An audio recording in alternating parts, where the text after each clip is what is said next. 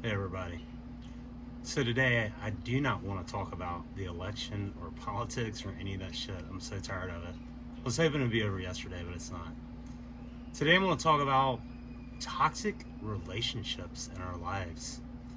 I've been going through some clearing lately, and some things have happened in my life with some certain people that I just have to process and go through and move through. But I just want to talk about toxic relationships because we're all exposed to them. Some of them have been there our whole lives. Some of them pop up from time to time, but it's very important that we learn to see them for what they are and to be true to yourself regardless. I heard it said by Christian Das, who's a Kirtan singer and disciple of Neem Karoli Baba and Ram Dass's guru, and he talks about relationships for a business. Do your business and move on. And that's something that we have to do in our lives. We all have people that represent our past. They represent toxic levels of relationships and lack of love in our lives, and they hurt, and it's things that we have to process and deal with ourselves. And if you're watching this, I'm sure that you've had or have someone in your life that represents a toxic relationship. And I guess I'll start there. Like, what does that mean to me? What is a toxic relationship? To me, it's one where you feel like you give more than you get in return. One in which you feel judged, where you don't feel comfortable being yourself, when you're controlled in a relationship in whatever way, opinion, love with strings attached, silencing you. I mean, there's a lot of different levels of toxic relationships, but these are just some of the things that I've encountered. Love with expectations. Like I said, love with strings attached. Okay, I'll love you if, but you better do this or be this way or act this way. One of the ones that's probably the most powerful, at least what I've been going through, is the complete inability to be yourself around someone that is a toxic person in your life. You feel like you have to hold so much of yourself back, and that is a big one for me.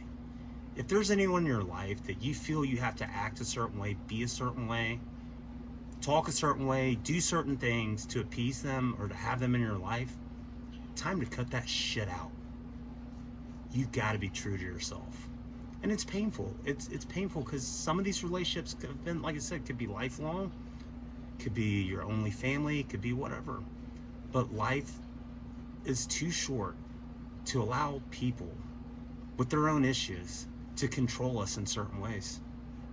And I think that's a huge one for me. It's just having that courage to be myself. And that's, like, I need to be myself more and more, and I have been, but I'm clearing some of these toxic relationships that have always made me hold back, even in the back of my mind. If there's ever something that, like, you want to say or do or whatever, and if there's someone in your life that's giving you pause, like, ooh, maybe I shouldn't say that. What if they see what I say or hear what I say or see what I post? Yeah, that's a sign.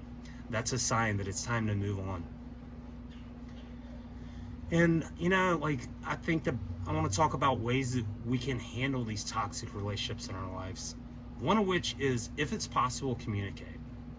And unfortunately, that's not always an option, because certain people are set in their ways and have certain mindsets about how things should be, including you, me, whoever else. But, it's always good. Communication is a healthy thing. But a lot of times in toxic relationships, the communication level's never been healthy in the first place. If you can do that, try. 2, set your boundaries. Draw your fucking line in the sand. You don't have to fucking put up with other people's shit. And a lot of people make us feel like we have to be a certain way if we want their love or support or whatever. Draw a line in the sand. Set your boundaries. Realize that you're worthy enough that you mean enough, that you deserve a chance to be yourself, free of the control of other people. Take breaks if needed. If there's someone in your life that's being toxic to you, that is holding you back in any way, take a break. And sometimes those breaks are for life. Sometimes you have to walk away from people that have been part of your support system, part of your life, your entire life. You have to do what's right for you, and you don't have to put up with that shit anymore. But at least take breaks. Another part that's important is grieving and healing. Because sometimes, like I said, it's for good.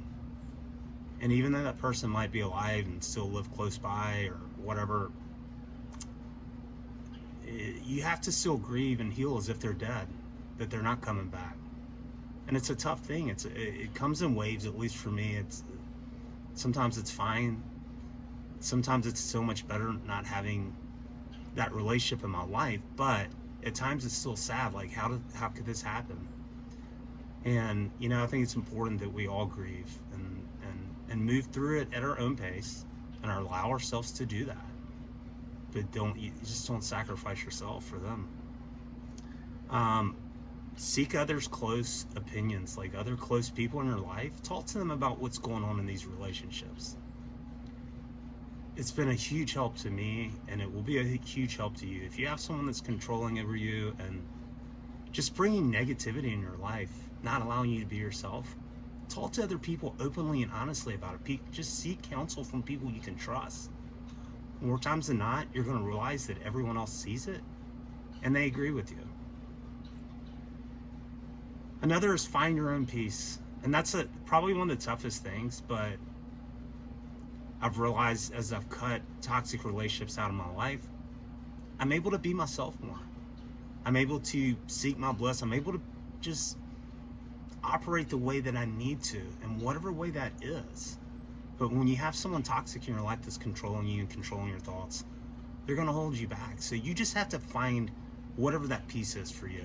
And even taking a break is a huge thing. It definitely helps. Excuse me. Another is never close doors. I believe in that. No matter how bad the situation is, you may have to walk away and pretend it's for life, and it might be for life, because we're not promised the next second. It might be for life, but keep doors open. We have to give toxic people a chance to change. And we're all toxic in our own ways, okay? Like, it's not like I'm saying I'm perfect, but sometimes there's relationships that are very imbalanced, very unhealthy, and sometimes the best thing to do is just move on from them. Last thing I'll say, relationships, like I said, relationships are a business. And it's not an easy business. But at the end of the day, you need to be able to lay your head on your pillow every night, knowing that you're being true to yourself, that you're being you, that you're not having to worry what this other person in the back of your mind, like, oh shit, what if I do this or say this? What is so-and-so gonna think? No, hell no. Life is too short for that. What the world needs is us to be our authentic selves. So just be yourself, be true to yourself. And it's hard. Sometimes these relationships are really close, but you have to move past them. You have to do that. You have to have the courage to do that. And it can be for life, it can be for good, but hey, there's worse things than being in a toxic relationship with someone else. Thanks, everybody. As always, have a happy now, because you can't be happy yesterday, and you can't be happy more. Thanks.